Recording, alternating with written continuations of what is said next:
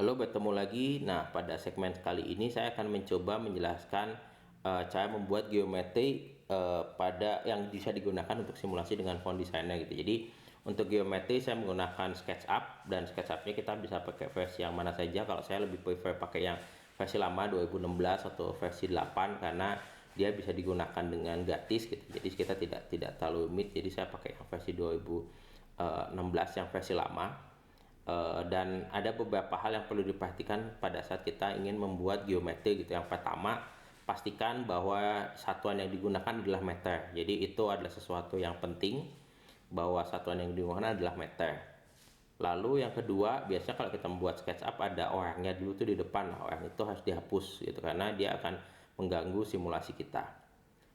Lalu yang ketiga yang perlu kita perhatikan adalah buat geometri sederhana mungkin ya, karena geometri yang sederhana pun sebenarnya bisa cukup merepresentasikan simulasi gitu. Makin rumit geometrinya, maka biasanya simulasinya juga akan semakin rumit. Lalu yang hal lain yang perlu dipertimbangkan lainnya adalah pada saat kita membuat geometri, usahakan si bidangnya di define satu persatu gitu. Jadi jangan kita punya di dinding, kita punya bagian atap, kita bikin bagian bawahnya lalu kita tempelkan. Nah, itu biasanya bisa jadi masalah gitu. Tapi sebaiknya kita buat satu persatu. Dan biasanya kalau di arsitek itu permasalahannya dia sudah punya geometri yang rumit. Nah, kita coba masukkan ke simulasi, tapi sebaiknya dibuat dari awal secara sederhana. Lalu tips selanjutnya adalah kalau kita membuat bidang yang melengkung, sebaiknya kita kalau di font designer sih tampaknya tidak apa-apa gitu, tapi sebaiknya kita buat agak patah-patah saja supaya supaya nanti simulasinya jadi tidak terlalu bermasalah. Nah, satu tips lagi pada saat menggunakan font designer, jadi kalau di SketchUp itu kan kita punya tiga sumbu nih, sumbu X, Y, Z gitu. Nah, usahakan si geometrinya ini dia memiliki pencerminan di sumbu yang berwarna merah gitu. Kenapa? Karena nanti pada saat kita mengeset speaker di font designer akan lebih gampang kalau misalnya ruangannya sebenarnya sudah ada di tengah-tengah sumbu ya. Pada saat menentukan speakernya itu lebih mudah gitu. Kalau misalnya bentuknya tidak simetris, tidak bagaimana, tidak apa-apa gitu. Tapi memang kalau misalnya memang bentuknya simetris, itu akan mempermudah dalam kita menentukan posisi speakernya nanti. Lalu tips yang lain adalah di font designer ini dia mendefine mendefine materialnya itu nanti berdasarkan warna. Jadi kita harus definisikan dulu nih si warna satu-satu seperti apa. Jadi misalnya saya punya bagian ceiling nih, saya tahu akan ceiling saya ini akan jadi satu material nih. Jadi saya harus memberikan warna di sini. Jadi saya berikan warna di sini saya menggunakan sebentar, saya agak lupa,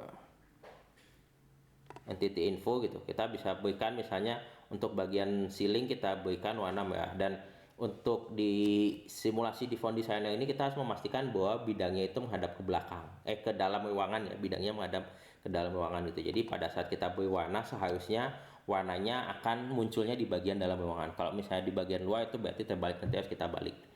Jadi ini misalnya saya kasih untuk ceilingnya saya kasih warna jingga nih. Ini untuk bagian ceiling saya beri warna jingga. Nah, ini menunjukkan bahwa bidang ini sebenarnya menghadap ke luar gitu. Nanti kita harus balik. Tapi kita lakukan sama-sama aja nanti gitu. Lalu untuk ini dinding, saya ingin dindingnya ini misalnya dindingnya saya kasih warna merah nih gitu. Jadi semua dinding itu warnanya harus merah. Jadi ini dindingnya misalnya saya kasih warna merah. Dinding sini ini juga warnanya kita kasih warna merah. Nah, kalau misalnya kita punya material yang lain ya kita tinggal warnai dengan warna yang lain gitu. Karena si font designer ini pada dasarnya dia akan mengidentifikasi bidang dengan material yang berbeda itu sebagai bidang. Kalau kita define di sini sebagai bidang yang warnanya berbeda. Jadi misalnya saya define misalnya dindingnya ini sebagai bidang yang berwarna merah. Ini kasih warna merah. Nah, misalnya untuk lantainya saya beri warna kita kasih warna coklat lah gitu. Jadi